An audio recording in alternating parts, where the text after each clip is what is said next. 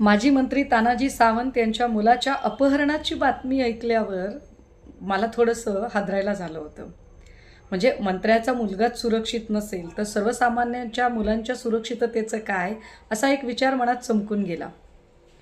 पण आत्ता जी बातमी येते ती त्याही पेक्षा जास्त धक्कादायक आहे, की माजी मंत्री तानाजी सावंत यांच्या मुलाचं अपहरण झालंच नव्हतं.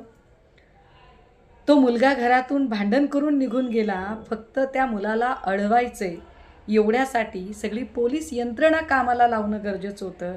आणि त्यासाठी तानाजी सावंतांनी आपण सत्तेत असल्याचा, आमदार असल्याचा, आपल्याकडे पैसा असल्याचा, या सगळ्या गोष्टींचा गैरवापर करत ताकदीने एक खोटी केस, तीही अपहरणाची केस दाखल करून घेतली आणि चेन्नईहून मुलाला परत आणले.